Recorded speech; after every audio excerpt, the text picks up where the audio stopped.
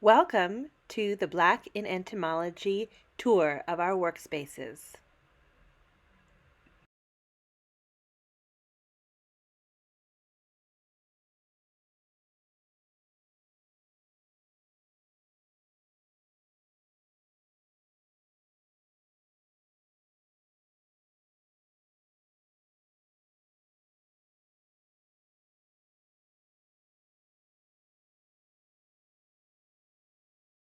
My name is Madiane Andrade, and this is some of what we do in my lab at the University of Toronto Scarborough, where we work on black widow spiders. I'm not an entomologist, I'm an arachnologist, which means I work on spiders. And these black widows I rear in my lab for the use in ecology, evolution, and behavior experiments, like this adult female and this adult male who are about to mate. But before we get to the stage where we can use them for our experiments, we have to rear them. And spiderlings are produced by the hundreds by females in little balls called egg sacs that they produce about once a month. We keep them in separate cages after they get to a decent size, and we feed them live prey. Spiders will only eat live prey. And so they build little webs inside these cages. We feed them fruit flies, we feed them mealworms, and we feed them crickets. So that means my lab is full of creepy crawlies. And I do have insects there, even though they really are just for the jaws of the spider. This is a student feeding spiders on a shift. She's wearing gloves because the spiders do produce a neurotoxin that is dangerous to humans. And we want to make sure everyone's safe. To keep the lab running, I need to have between 10 and 15 undergraduates working to help raise the thousands of spiders we use in our experiments. I also have graduate students and postdocs who are leading the research efforts. Most of the research occurs in the dark because these black widow spiders are nocturnal, which means that in the lab we have rooms in which we can reverse the photoperiod so that they're active when we are there during the day. And spiders don't see very well at all, and they don't see very well in red light. So we can have cameras like you see here that are able to focus in the dark as long as there's red light there. So this is my student Nishant and I setting up for some experiments, and we have these cameras that allow us, together with zoom lenses, to focus in on these spiders, which are fairly small, because we need to see the details of the mating. Females are put in containers that contain water, and they build their webs on little frames that sit in the water, and that way it's like they're on an island. They can't get across the water bath, and so they're constrained onto the frames where we put them, and they build their webs there. We can focus on them from above and get a good picture of what's going on with the matings. These rooms are fairly warm. The spiders do like warm temperatures, and we use forceps or tweezers to put them into these arenas and to take them out. So we're very careful about how we manipulate the spiders. They generally have a fairly good life. They're well fed. They get to mate. But what we do is manipulate things like the conditions under which they develop and ask different things about their diet, about their social behavior, and also how that affects their mating. And then in the field, we also do work where we ask about how those things play out in a larger landscape where the conditions might vary in a lot of different ways. So once we've set up the experiments, we can go outside into the main lab where we have this monitor that allows us to watch multiple arenas simultaneously. That way we can see how the trials are progressing without actually being in the room to disrupt the spiders. In addition to that, it's great to be able to use these spiders in classrooms. So this is a setup for a class in which we allowed undergraduates to come up with their own hypotheses about spider behavior. So in this case, they were interested in what would happen if more than one male was competing to mate with the same female, where one male is bigger than the other. And so we set up these experiments where they could watch that happen. Now, watching spiders mate or depending on spiders to mate for your experimental data can be challenging because, at least for black widows, the mating behavior can be quite prolonged. And this is a male courting a female, and what you can see is they do a lot of things that really don't appear to have much to do with the female, but they actually do. They're producing signals that are detected by the female and essentially prevent the female from cannibalizing them. But this can go on for hours. So let's jump ahead in some of these experiments with two males competing for a female. And what you can see is that they will actually engage in what we call fatal fighting. One male here is biting a second male who had begun to mate, and that second male dies as a result. This kind of thing is not seen that often in nature, so this is really an interesting opportunity to ask about high-stakes mating. So that's a feel for the kinds of things that go on in my lab, the kinds of things we do with undergraduate students, helping with our research, but also bringing some of our research into the classroom. I hope to see you in Toronto sometime soon.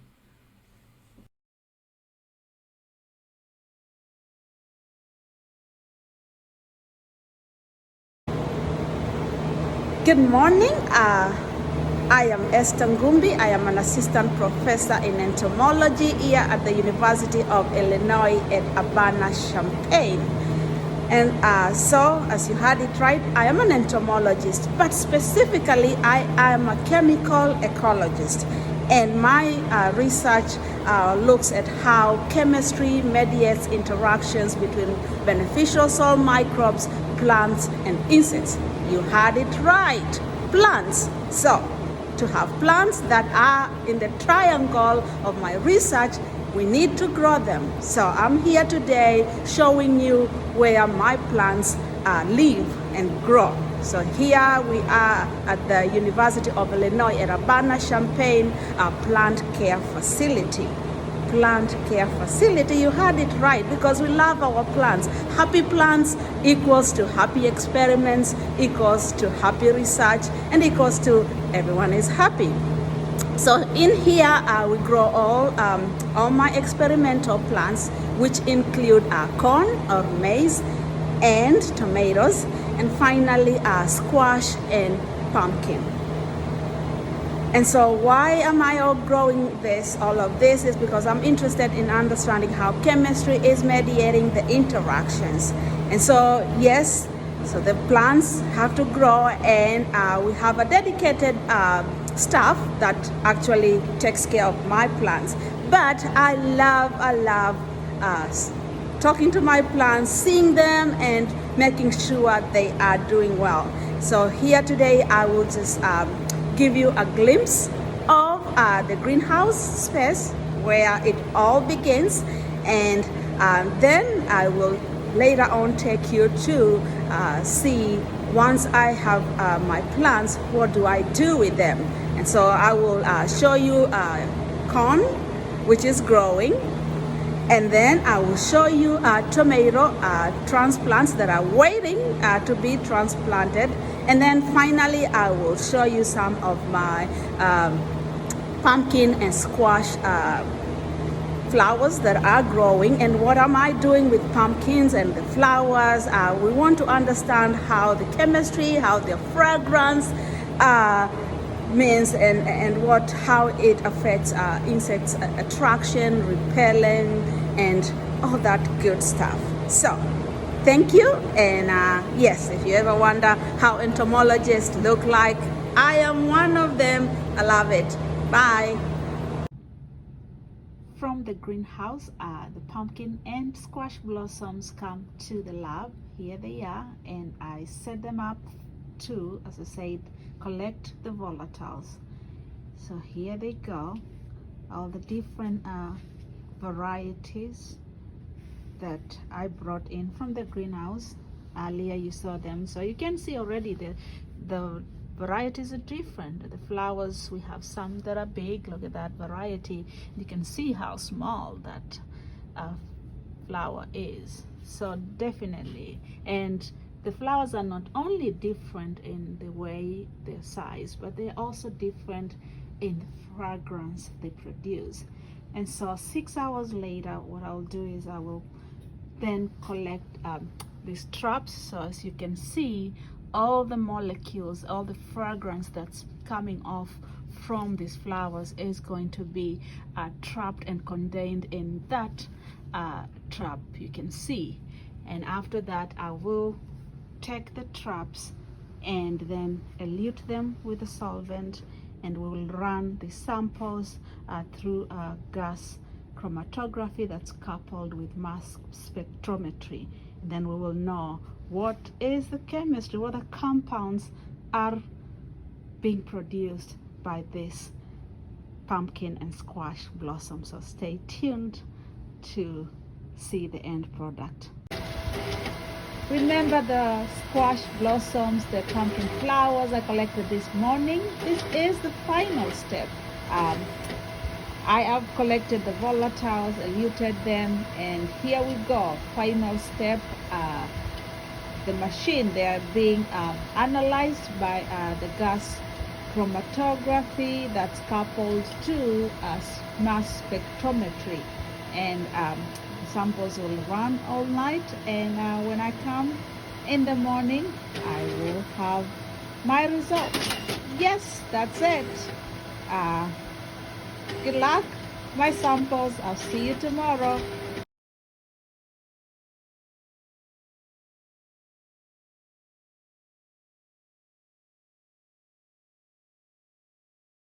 Morning humans. So today I will be showing you what I do on one of the days of my samples for my pond, and I'll have Tanisha to help me out. So she'll be recording some parts. I'll be recording some parts like the part right now, obviously, and you get to see what I do during one day of sampling. There are other days that other things go on, but this is one I wanted to show you, especially now that things are kind of winding down. So gotta make sure I got a video for the future and the posterity. So I have reached the pond. I have my trusty net with me, and the first thing that I usually do is put out a logger, kind of a logger for temperature, humidity, wind speed, and that kind of stuff, and putting it in the shade, obviously a must. So this is the logger. It's a Kestrel environmental meter. Turning on. Here's in the background. Memory options, auto store on, and every 2 minutes. Every 2 minutes, this will be recording, and I'm realizing now that this is turned upside down.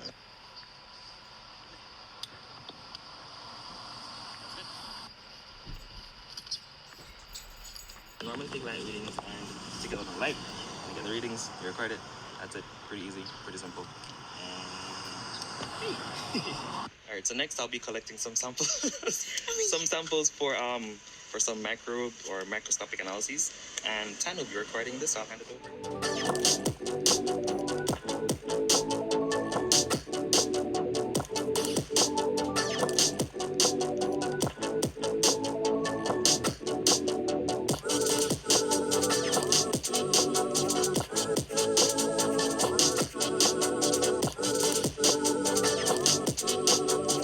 For these samples, I make sure I give them a little bit of air each time, so they have enough to breathe.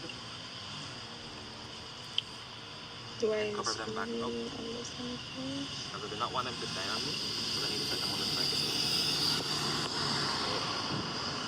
Sulfuric. Like in the containers, it's just going to look like water. Can't really see anything unless you look under the microscope. So now we're going to be collecting data from this particular meter, which records pH, conductivity, and water temperature. And I'll be doing that for the 3 zones in the pond. And Tanisha, my trusty, handy, awesome friend, will be recording the data while I shout it out from afar. And now we're going to move on to the intensive part. So that requires me using this net to collect insects or whatever's in the water, and then drop them in these bags. Tie the bags and then off we go. So, Tan, can I ask you to hold this for me? Sure. And then I'll just do. Go.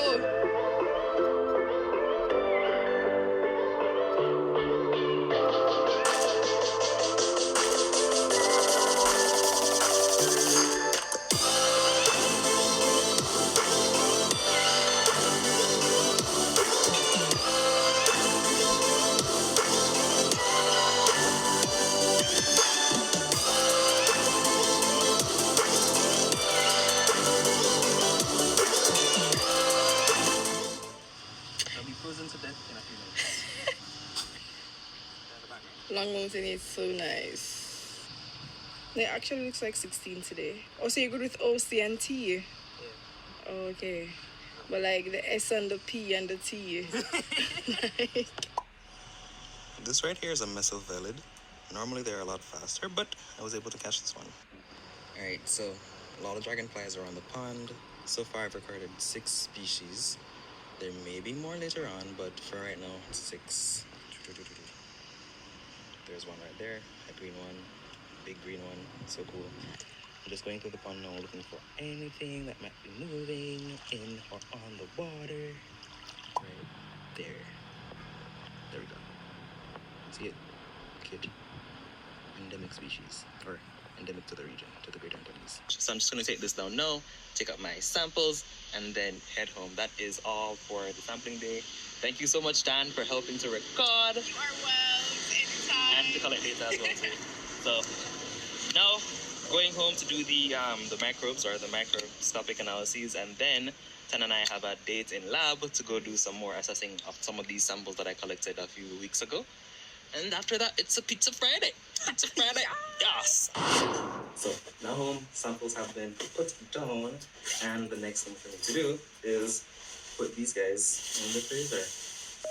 So they've already been labeled and everything. Just gonna. Okay, hold on. Things are draining.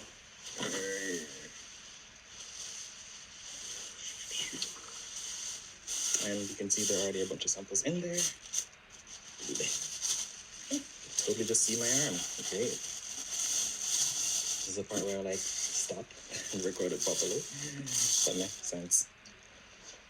So should still be able to see it. That's it. Samples there. Samples there. Samples there. Some a little bit of food. Samples there. Take a micropipette tip and put it on a micropipette and take one of my samples. I'm starting with the open one because it's unlabeled. Blah blah blah blah blah blah blah. Overturn. Just to make sure it's like properly mixed.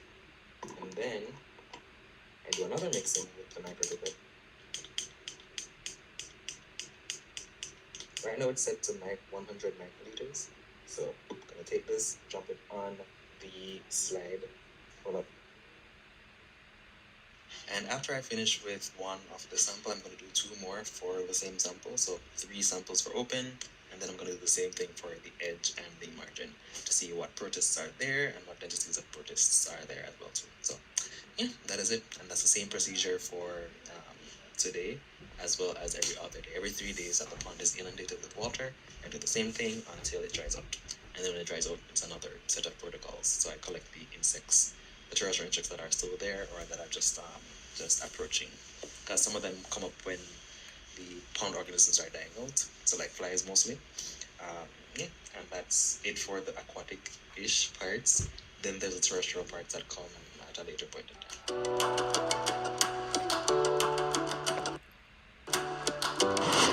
So for today, we are taking out larvae from because we're wrapping up for a little bit today. So there's one, and there you see it. Just drop it in. But so far, there have been literally hundreds of larvae so far, Yeah, you can see them falling. Yeah. Pizza Friday, and it's raining like hell. Good times. Hi. And now, the day is done. Time to go home with this empty pizza box. Hi, my name is Dr. Jessica Ware, and I am an Associate Curator of Invertebrate Zoology at the American Museum of Natural History. I'm going to give you a tour of my workspace. Hello, this is Jessica Ware again, and I'm here in my office at the American Museum of Natural History.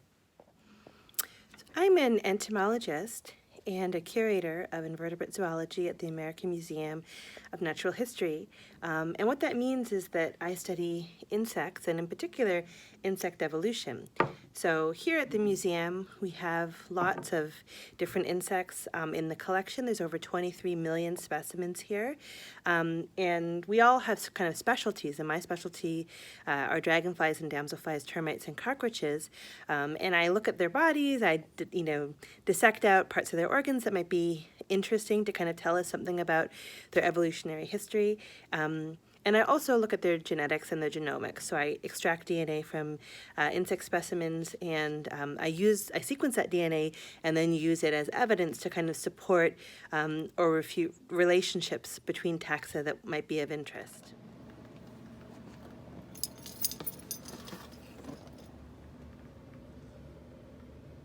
So this is a giant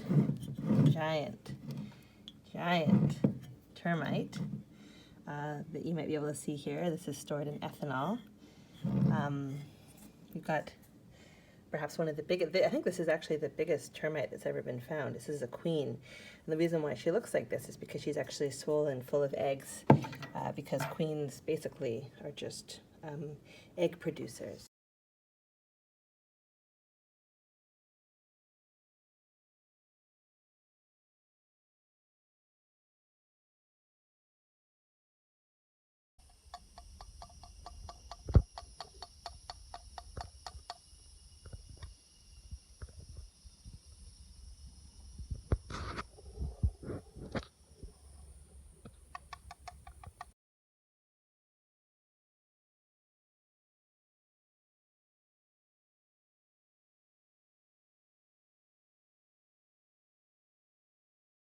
Sometimes it's fun just to kind of go through and see surprises. So let's have a look here. I'll just randomly pull out something. Oh, look at this. Okay, perfect example of a beautiful dragonfly. Collected 1953. Neurothemis. Papua New Guinea.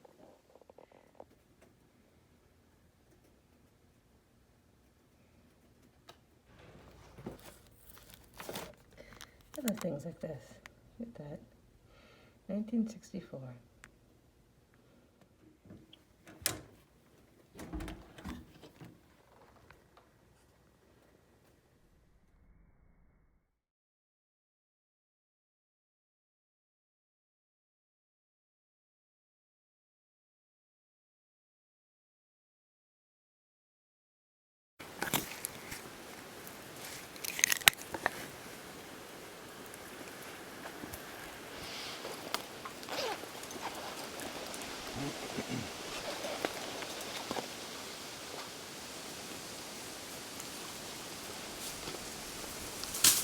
Yes. Yes.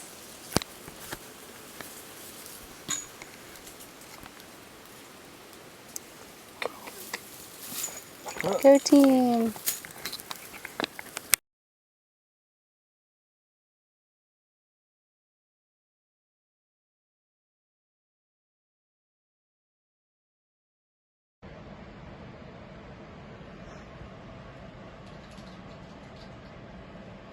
Hi everyone, good morning. My name is Michelle Samuel Fu and I work at Alabama State University in the Entomology lab in the Department of Biological Sciences. And we are giving you a tour today of our work environment and what we're doing on a regular basis here at Alabama State.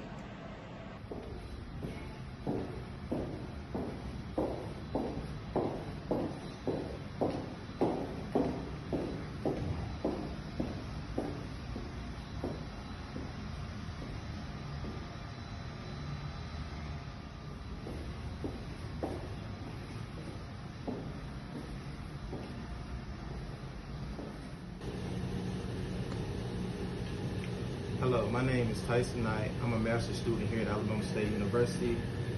My current research involves extracting microbial DNA from the soil used to grow industrial hemp. Hey, I'm Caitlin Reeves. I am the greenhouse manager of the hemp program and entomology lab here at ASU. Today I'm working on making some hemp clones to go inside of our Easy Cloner. You can see I already have a few made, so hopefully we'll have some new plants here in a few weeks. Thanks, Caitlin. Hey, good morning. I'm Olufemi Ajayi. I am a postdoctoral researcher in the entomology lab in Alabama State University. Right now, I am extracting soil DNA. I'm trying to look at the microbiota in the M soil collected from different varieties across the southeastern United States. You're welcome to join me.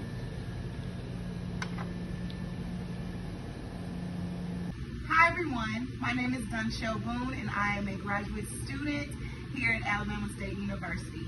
Today I am dissecting insects and identifying them and classifying them by their families. Thank you. Hi, my name is Desiree Dennis, and I'm the Program Associate for the Entomology Lab. And today I'm working on updating our...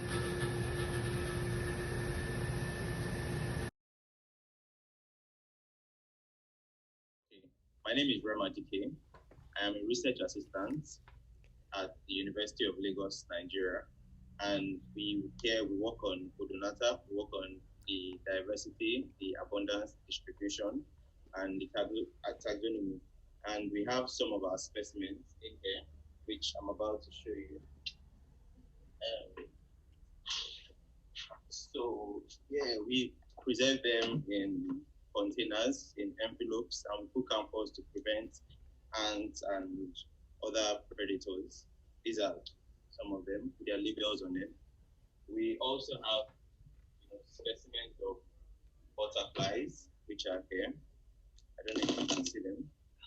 So yeah, we also have some preserved in glasses. So yeah, we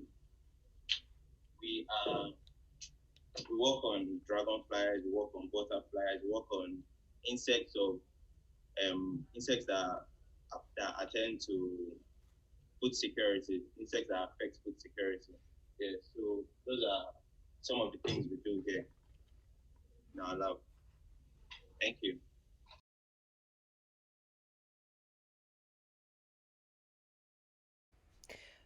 Want to learn more?